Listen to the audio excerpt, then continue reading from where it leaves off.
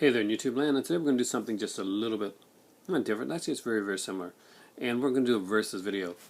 It's probably my first versus that I've done, or the first one I've done in a long time anyway. And what we're going to do it on are two characters. One that was created by Earl Dare Biggers, and another that was created by John P. Marquand.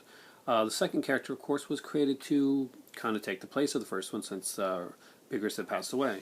And the characters we're going to be putting up against each other are Charlie Chan and Mr. Moto. I gotta say, before I even start this video up, the versus section of it, I am a fan of both, and I'm glad to have both in my collection. That being said, this was a very uneven challenge. The character Mr. Moto is a we're going to be dealing with the films, so just so you know. In the films is basically, it's never quite said what exactly he is. He's an agent, he's an importer, he dabbles in detective work as a hobby, but he does some spy stuff. He's more of an active character, and he does, has his jiu-jitsu, which he does in the series, and puts on like a few different disguises to. It's more of a spy type of thing, but he does a good job. That being said, there's Peter Lorre played the main role, and he did it for 8 films. Only 7 of them are Mr. Moto films. The one called Mr. Moto's Gamble, I think. Which one is it? Or is it Mr. Moto's Last One? Let's find out. Mr. Moto's Gamble, yeah. Mr. Moto's Gamble actually was really a Charlie Chan film that wasn't completed. So it was reshot to show basically, and Keeley was left in the film. Kind of changed some of the writing on script and made it into a very awkward Mr. Moto film. But there were about 44 films in the Charlie Chan series. 2 actors are primarily known for this role here, and that is who you see right here is Sidney Toyer, and of course the guy that started it all, Warner Oland. Warner Oland was a Swedish actor that was actually the first guy to play werewolf in the movie. Well, in a sound film anyway that I know of. In the movie, what was it called? Oh God, I can't believe I just blanked out on that. Werewolf of London. Okay. Anyway, both have their strengths. Mr. Moto is a jiu-jitsu agent type character. Charlie Chan's a large family. He's a family man. He's a detective. He's kind of like the consulting detective. Goes around, and he will later on go into the kind of the spy game too, as we got into World War II and stuff like that. And so those films come around. As for guest stars, it's a pretty evenly matched. Considering that Mr. Moto only has 8 films, it has a pretty good guest star roster. However, Charlie Chan has 44 films and has the time to really delve into the stars and actors that are out there, and they do so in a pretty damn good way. Both of these here have solid stories to them, though the Mr. Moto character is never really developed as a character.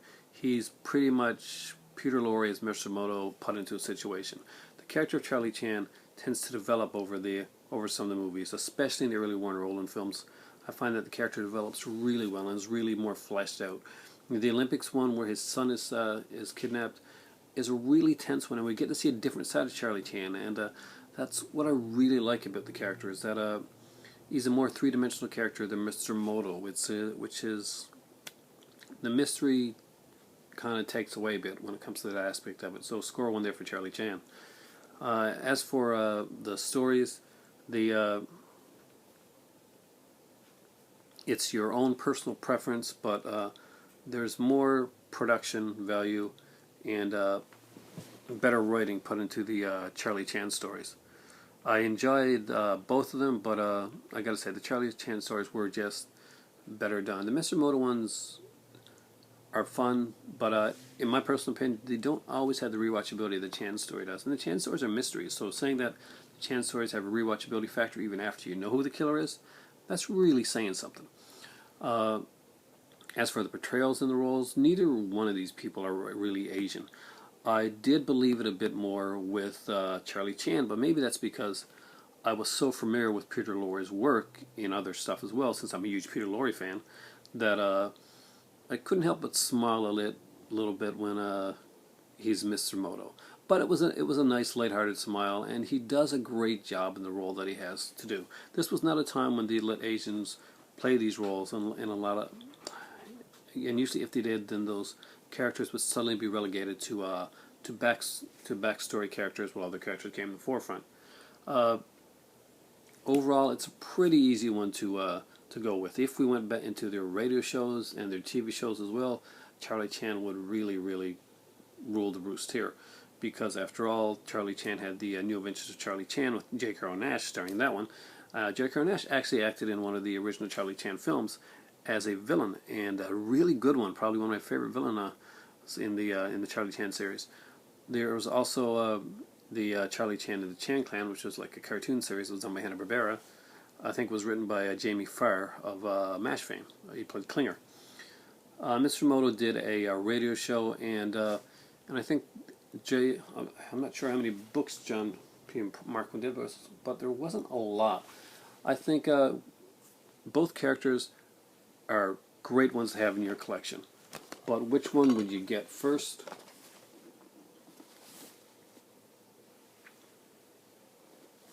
You get this one. Just the quality of the films, the quality of the acting, the overall guest cast, and their and the work that's done in here. It's basically, it's unsurpassed. It's fantastic. And just so you know, Charlie Chan also had a really horrible movie later on, kind of a comedy one that starred I think it was Peter Ustinov. And it was atrocious, so you can stay away from that one if you want to. I think I have it somewhere in my collection. I think it was called Charlie Chan the Dragon Queen or something like that. So both of them have done some shameful stuff later on with different actors. However, as for solid film work goes, both of these are fun things to have. Charlie Chan does beat out Mr. Moto, but Mr. Moto's a good character in his own right.